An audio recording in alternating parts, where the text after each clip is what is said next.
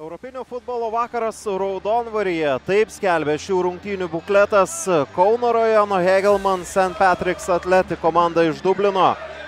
UEFA konferencijų lyga pirmasis atrankos etapas, antrosios rungtynės ir dabar jau Hegelmann komanda varžysis namų stadione, kur Hegelmann komanda gali žaisti namų rungtynes. Klaudijus Upstas. Jo perdamas, yra galimybė mušti greitą įvartį. Pasižiūrėkime pirmiausia šią situaciją. McClellandas ir rezultatas tampa 1-0.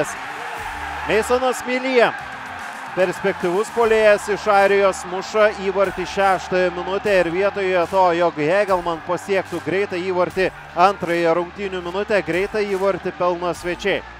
6-ąją minutę McClellando perdama, Šarkauskas kamuolį lietė, bet pirmasis prie jo atsidaryti europinėse kovose. Prieš porą metų to padaryti nepavyko, čia nepavyksta Kazlauskui pramušti varžovų gynybos. Leo Ribeiro.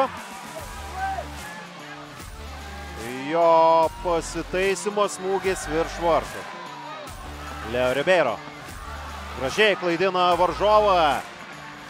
Tęsiasi ataka Upstas ir jo bandymas šalia vartų. Čia dar viena mėlynai baltų ataka. Upsto perdamas ir štai čia tas epizodas.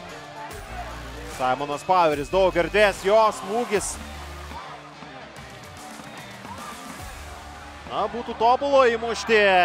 28 Lazaras Kojičius, 39 Donatas Kazlauskas ir 45 Šedras Leo Ribeiro.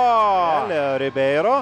Įsibėgė jis, Lenonas jį stabdo, perdamas Kaderui. Ribeiro taip pat šioje serijoje galima išskirti, tiesa dabar pavojinga varžovo ataka. Kienas Lyvis, jo smūgis, rezultatas 2-0 ir triumfuojantis airiai. Šį kartą jau žiūrovai į aikštę progos išsiveržti neturi, bet tai varžovams nemotais. Prieš tai turėjo Hegelmann ataką Kojičius. Jo perdamas link Popeskų, šio bandymas Tulas Harūna. Ir tas švilpukas yra dabar. Harūna buvo paskutinysis, kuris lietė kamuolį žaidimo metu. Viskas, Kauno rajono Hegelmann ekipa šiais metais savo europinę kelionę jau baigė. Prieš savaitę Dubline 0-1, čia šiandien Raudonvario stadione galutinis rezultatas 0-2.